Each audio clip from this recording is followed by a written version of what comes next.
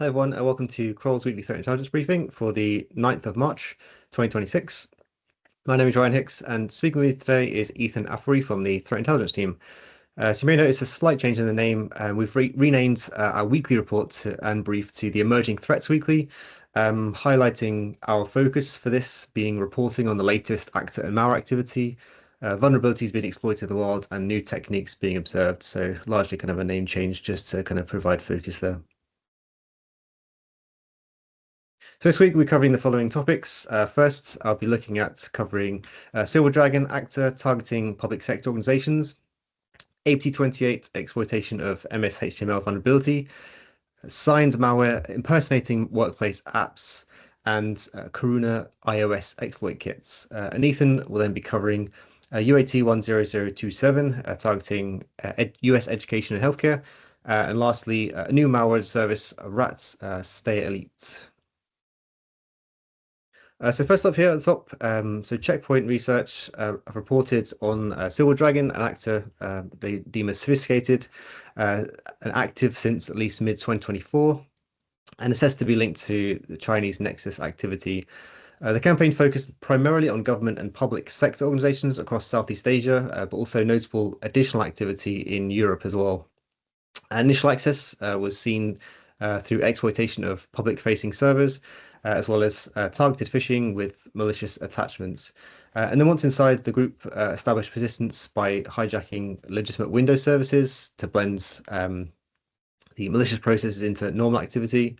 And they also deployed custom tools, including a backdoor called Geardoor, which uses Google Drive command and control, and also a screen capture monitoring tool dubbed as Silver Screen. The groups typically follow kind of multi-stage chains, all kind of generally leading to a combination of the deployment of Cobalt Strike beacons, which has seen DNS tunneling, as well as cloud-based command and control channels. And the use of legitimate Windows service manipulation for persistence and that cloud platform abuse sort of demonstrates a focus on kind of long-term access and stealth. And also the custom tooling such as Silver Screen, as well as another one called SSH commands. Sort of further supports remote control and data collection when in the compromised environment. So recommendations here really looking at hardening public-facing services, so kind of the patching for that remote exploitation, as well as looking to inspect traffic, particularly to cloud service, cloud storage services, where we can see Google C2, Google Drive C2 being used, as well as kind of looking for any anomalous patterns for services entirely if kind of those cloud storage services aren't actually required. Next up here, looking at APT28. So researchers tied Russian-linked APT28 to in-the-wild exploitation of CVE 2026 21513, which is a security feature bypass in Microsoft MSHTML engine. This was fixed by Microsoft in February patch Tuesday after confirming zero-day use. So it's kind of just read its head of kind of the attribution behind that a bit later on. Akamai observed malicious artifacts uploaded on January the 30th earlier this year and associated with APT28 infrastructure, indicating pre-patch operational use. Microsoft advisory from the vulnerability described plausible attack vectors for the exploitation, including victims being lured into opening weaponized HTML or LNK files via phishing. This then triggers MSHTML and Windows shell handling that bypasses protections and leads to code execution. Open source and vendor reporting framed the activity as targeted espionage by the group, and this is really consistent with the group's past objectives and TTPs and prior exploitation of MSHTML. So recommendations really starting with the patching, so ensuring that February 2026 cumulative updates are patched on Windows endpoints, blocking or inspecting LNK or HTML attachments and URLs at email and web gateways, and also kind of detecting or hunting MSHTA or W scripts invocation and as well as LNK execution from mail downloads is kind of key really for this. Moving on, so Microsoft uncovered a phishing campaign delivering executables that masqueraded as Teams, Zoom, Adobe Reader, as well as other workplace apps. And they were all digitally signed with an extended validation certificate issued to Trust Connect Software Pty Limited. The lures used fake meeting invites and fake update prompts to trick users into downloading the binaries. And on execution, the binaries installed multiple remote management frameworks, including Screen Connect, Tactical, RMM, and mesh agents to establish a kind of remote access. Persistence also included Windows services and registry run keys. And then the operators of those tools then used encoded PowerShell to fetch payloads to contact kind of their infrastructure and kind of continue the attack chain from there.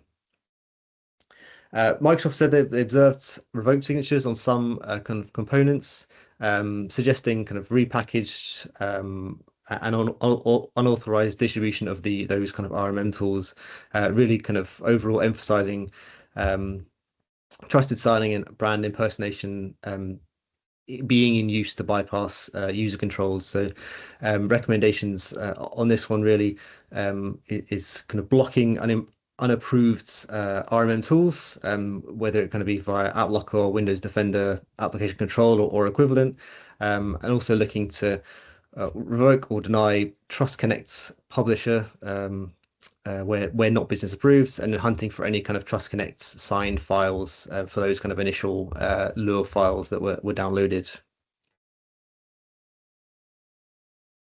And then lastly, just from me, so Google Threat Intel Group reported an iOS exploit kit dubbed as Coruna, circulating among multiple actor types over the past year. So looking from state-linked espionage groups and more recently to financially motivated groups.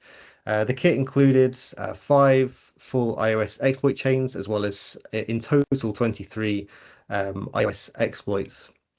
And the tools migration into criminal ecosystems enables financially driven operations that target mobile users at quite a scale and high reliability, and previously not really seen in kind of the criminal ecosystem, largely kind of linked to nation state context. So really kind of putting it, spreading that kind of ease of exploitation widely into more hands.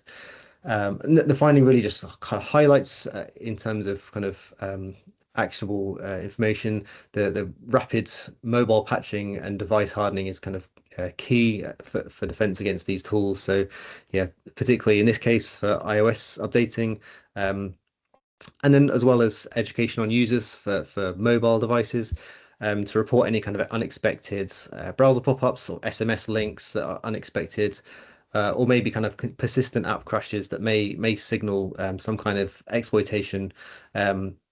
Yeah, it's kind of key to these kind of exploit kits. Now I'll hand over to Ethan. Thanks, Ryan. Cisco Threat Intelligence reported an ongoing campaign since December 2025 by threat actor UAT10027, targeting U.S. education and healthcare organizations with a new backdoor called Dohdoor. Initial access likely occurs through phishing, triggering a PowerShell downloader that retrieves a malicious batch script. The script stages a DLL sideloading attack, disguising the malware as legitimate files like prop.sys.dll and executes it via trusted Windows binaries. Dohdoor uses DNS over HTTPS to resolve command and control domains through Cloudflare, encrypting traffic over port 443 to blend in with normal HTTPS activity. It decrypts payloads using a custom XOR sub routine and injects them into legitimate processes via process hollowing. The malware also unhooks NTDLL system calls to evade endpoint detection and response tools.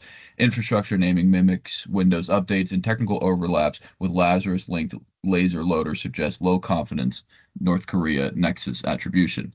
Recommendations would be to block DLL sideloading by enforcing trusted binary DLL pairings, restrict unauthorized DOE and inspect encrypted DNS traffic, monitor for suspicious PowerShell activity, and harden email security with attachment detonation. Steaelite is an emerging remote access Trojan and malware as a service, first identified on cybercrimes forums in November 2025. Designed to target Windows 10 and 11, it provides attackers with a unified browser-based dashboard to manage victims with minimal technical skill. Steaelite's primary threat lies in its automation. The moment a victim connects, it immediately harvests stored passwords, session cookies, and application tokens before any manual command is even issued. Its extensive toolkit includes modules for remote code execution, live surveillance, and a specialized crypto clipper that silently swaps cryptocurrency wallet addresses during copy-paste operations. Sold via Telegram for a subscription of $200 monthly, this tool facilitates double extortion by integrating both data theft and ransomware deployment into a single interface. Furthermore, an Android module is currently in development, which could soon target the mobile devices employees use for authentication. Because data exfiltration occurs instantly upon connection, experts emphasize that organizations must shift their focus towards blocking unauthorized data transfers early in the attack chain, as stopping encryption alone is often too late. Thank you, Ryan. Thanks, Ethan. So that is all we have for this week. If you have any questions, please contact us at cti@kroll.com. Thank you and see you next week.